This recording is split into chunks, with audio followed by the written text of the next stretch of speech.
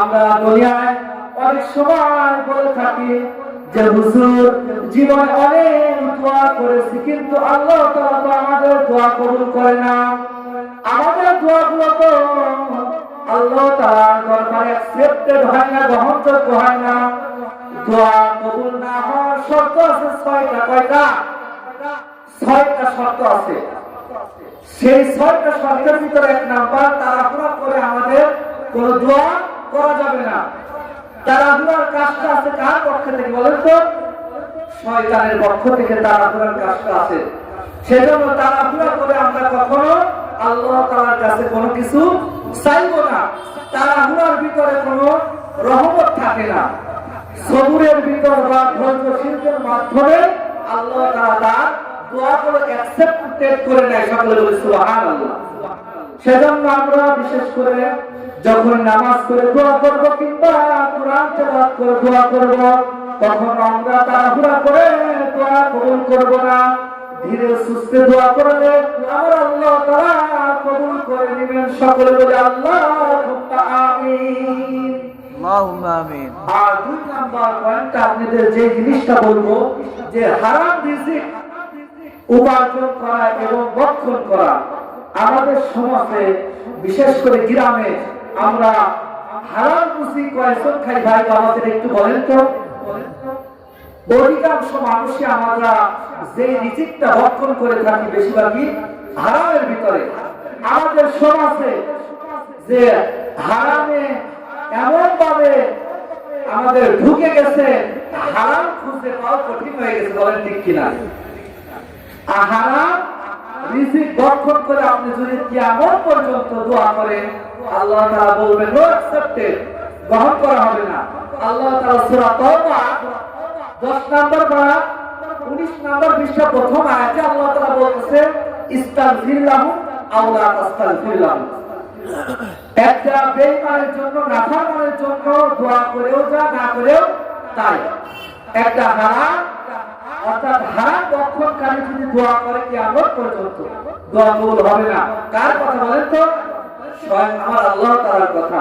সেজন্য আমরা আল্লাহ তাআলার কাছে যখনই দোয়া করব, আল্লাহ তাআলার কাছে চাইবো যেন আল্লাহ তাআলা কিয়ামত পর্যন্ত আমাদেরকে হালাল রুজি উপার্জন করে, ভক্ষণ করে এবং মাটির কবরে যাওয়ার তৌফিক দান করে দেয়। সকলে বলে আমিন। আর 3 নম্বর পয়েন্টটা যেটা বলতেছি, যে আমাদের ঈমানের অভাব।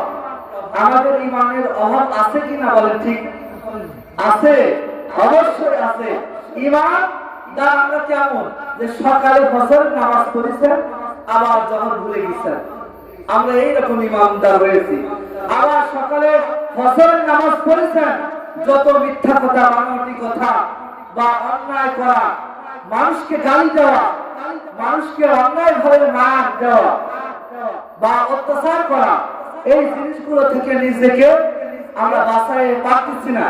কিন্তু এই জিনিসগুলো থেকে আমাদেরকে আল্লাহ তাআলা বাঁচার তৌফিক দান করুন। সকলে বলে আমিন। এবং আল্লাহ তাআলা পবিত্র কোরআনেও বলেছেন যে অদৃশ্য জিনিসকে আল্লাহ তাআলা বিশ্বাস করতে হবে। এটা আল্লাহ তাআলার একটা বড় ঈমানদারের কাজ। সকলে বলে আমিন। আর 4 নম্বর পয়েন্টটা বলবো আপনাদের কাছে, যে বিশ্বাসের অভাব। বিশ্বাসের অভাব রয়েছে, বলে ঠিক কিনা? বিশ্বাসের অভাব রয়েছে আমাদের মধ্যে।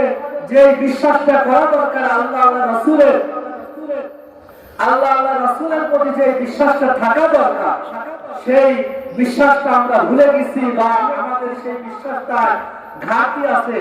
আল্লাহ তাআলা আমাদের পরিপূর্ণ আল্লাহ আল্লাহ রাসূলের প্রতি বিশ্বাসী হয়ে মাটির কবরে যাওয়ার তৌফিক দান করুন। সকলে বলে আমিন। আর 5 নম্বর পয়েন্ট হচ্ছে গুনাহে লিপ্ত থাকা। আমরা সকালে শুভ করে আমাদের জীবনটাকে পরিচালনা করতেছি, বিশেষ করে নামাজ পড়ার মাধ্যমে, কোরআন তেলাওয়াতের মাধ্যমে। সকাল থেকে আমাদের দুনিয়ার যে জিনিসটা চলা দরকার, আল্লাহ তাআলা যে নিয়ম মাফিক আমাদের চলার কথা বলেছে, সকালে যদি চলার চেষ্টা করি, আবার আস্তে আস্তে দিনের সময় চলে যায়, আবার গুনাহে লিপ্ত হয়ে যায়। আমরা অনেক ধরনের গুনাহে লিপ্ত থাকি। সব দিক থেকে সব গুনার কাছ থেকে আমাদেরকে আল্লাহ তাআলা বিরত থাকার তৌফিক দান করুন, আল্লাহুম্মা আমিন। আর ছয়টা পয়েন্টের মধ্যে সর্বশেষ আল্লাহ তাআলার কাছে যেই জিনিসটা আমাদের চাওয়া দরকার, যে পাপের জন্য দোয়া করতে হবে। কিসের জন্য? পাপের জন্য দোয়া করতে হবে। যখনই আমরা যখনই পাপ করে থাকি, একমাত্র আল্লাহ তাআলার কাছে আমরা ক্ষমা চাইব। কার কাছে? আল্লাহ তাআলার কাছে সব সময় আমরা ক্ষমা চাওয়ার তৌফিক দান করুন। এবং গোপনে দোয়া করলে আল্লাহ তাআলা রাতকে আল্লাহ তাআলা সেভ দিয়ে দেয়। সকলে বলি সুবহানাল্লাহ।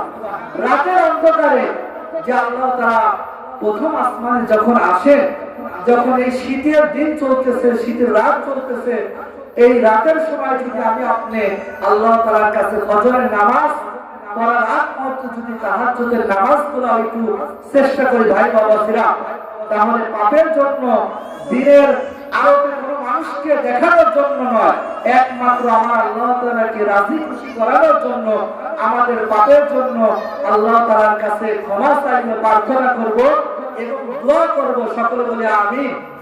সেজন্য আল্লাহ তাআলা আমাদেরকে এই 6টি পয়েন্ট ঠিকমতো মানার তৌফিক দান করুন। সকলে বলে আমিন।